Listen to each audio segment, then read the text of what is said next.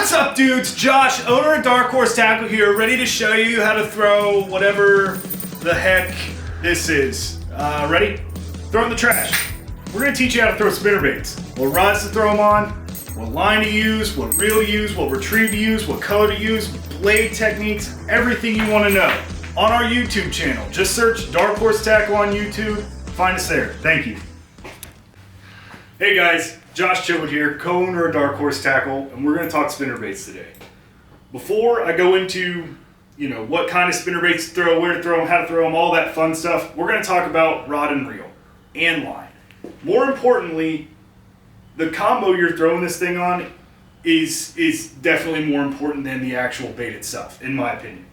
So I've got this on a 6'10", medium, heavy, moderate, and a 7 gear ratio with 15-pound test fluorocarbon. And the reason I like throwing a shorter rod on a spinnerbait is a lot of times I'm throwing close contact. I'm not making long distance casts. If I am making long distance casts, I'll go to like a 7'1" or a 7'3", medium heavy, moderate fast action.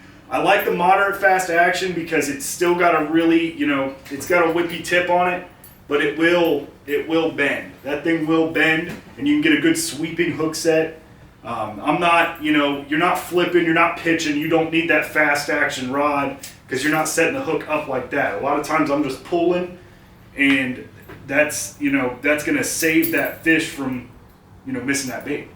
So after that, let's talk spinnerbaits, where to throw them, what to do. First and foremost, early time of the year, I'm throwing something light.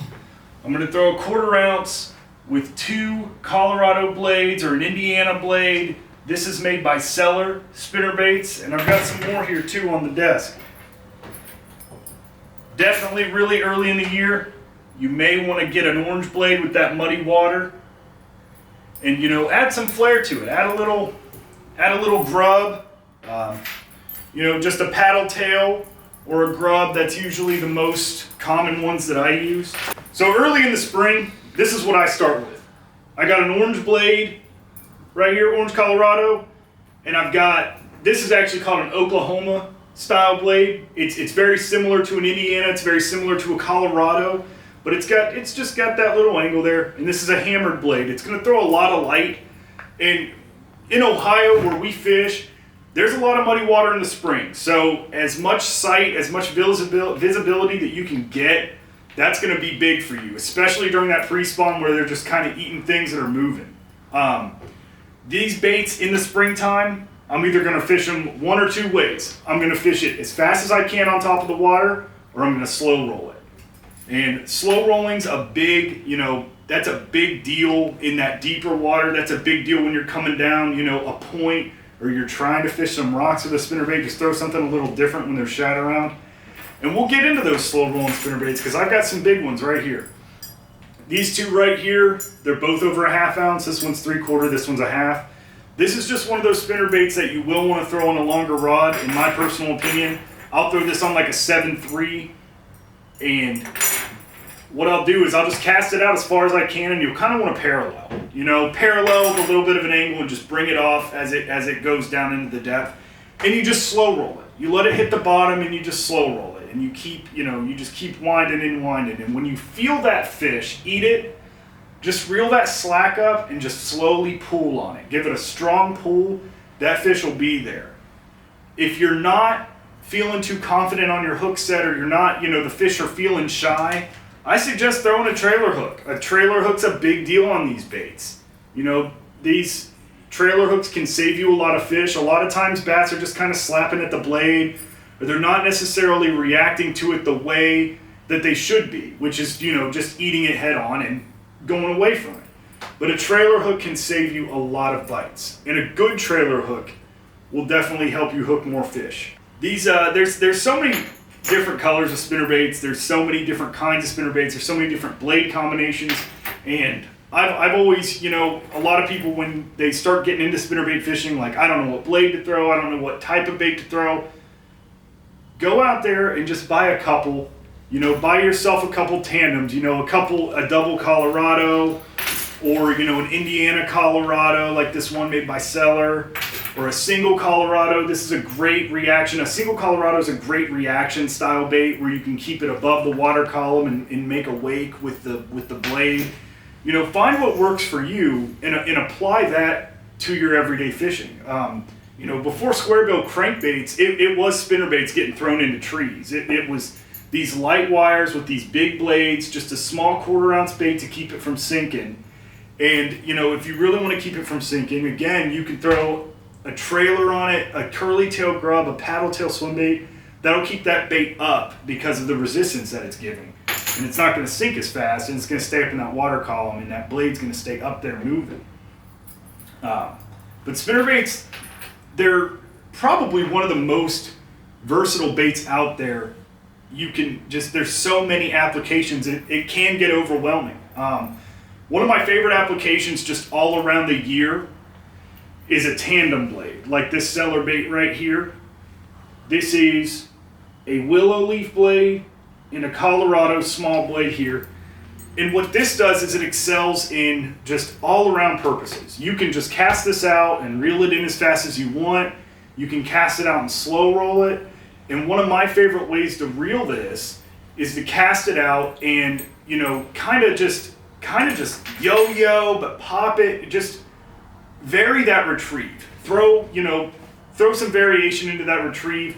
Do something that you don't think somebody else has done, but still makes sense. You know, you're not going to throw it out and reel it as fast as you can and drop it and reel it and, you know, pick it up and pull it out of the water. You're not going to do any crazy stuff. You don't need to do crazy stuff.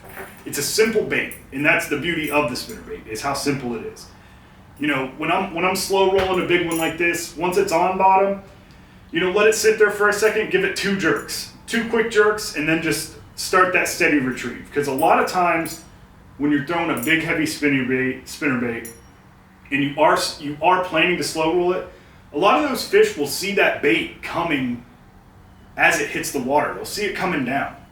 You know, I've thrown these big spinnerbaits out, and it's coming down the water column, and before it even hits bottom, one's got it. And that's, you know, that's always nice. But if they are just following it, and you know that bait hits bottom, and you give it 2 quick jerks up, that bait's going to make a lot of flash. It's going to make a lot of vibration. That skirt's going to go everywhere. It's going to create a presence. It's going to create visibility for itself. And when you're fishing, that's a major key, is visibility. And that is the one thing that the spinnerbait excels in, is just being able to be seen. It's natural because every single one of these blades looks like a bait fish, and it pulls off a lot of flash. There's still a good amount of vibration.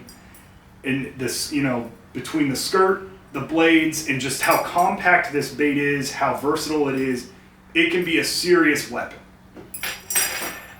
Let's talk about what color you want to, you know, throw when you're throwing your spinnerbait. Let's focus more on color here.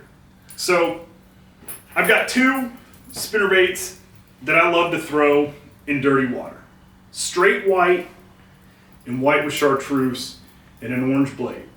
Gold is going to stand out more than silver in a dirty water. So I love throwing these spinnerbaits in dirty water solely because I know they'll be seen. I know they're going to throw a lot of vibration, and there's a good chance that you're going to catch a fish on it. That orange blade is great and cold, but white all around, you can throw this anywhere. That's the beauty of the white spinnerbait, is that you can really just throw it anywhere. But as the water clears up, you can throw, you know, just a simple shad pattern, very simple shad patterns. And you can throw both of these shad patterns in absolute clear water because they're not too loud, they're not too bright, there's nothing too crazy going on. And the clearer the water with the spinnerbait, you might want to downsize a little bit. You know, something like this with the just the see-through silver and a little bit of chartreuse on there with some silver blades. That's not going to look like a tennis ball coming through the water. And it's still going to maintain that natural looking presence, and you're still going to get bit. In nighttime, a lot of people throw spinnerbaits at nighttime, just all black with just a Colorado blade. It's throwing vibration, it's got the black presence, and it can still get bit at night. A lot of people don't like to throw spinnerbaits at night, but I know some people who have caught giants on spinnerbaits at night. All right, guys, so that covers it. Just to reiterate, I personally like to throw 6'10" rod that's a medium heavy with a moderate fast action. A lot of those rods will just say they're specifically designated for spinnerbaits. A 7-gear ratio reel, 15-pound test fluorocarbon line, and this is generally the size, the weight, and style of spinnerbait that I'm throwing. Just a little tandem blade or an Indiana Colorado. I love throwing chartreuse white. I just want the bait to be seen a lot of times when I'm throwing a spinnerbait. And just a little paddle tail grub for some extra added weight. As the season gets longer and hotter, you can start to step up your weight, throw these more on the bottom where those fish are, try to get them, you know, out there while they're suspended and whatnot. And don't forget to put on a trailer hook. Trailer hooks will save you some bites. Thank you guys for watching. Hopefully you go out there and catch some with spinnerbaits.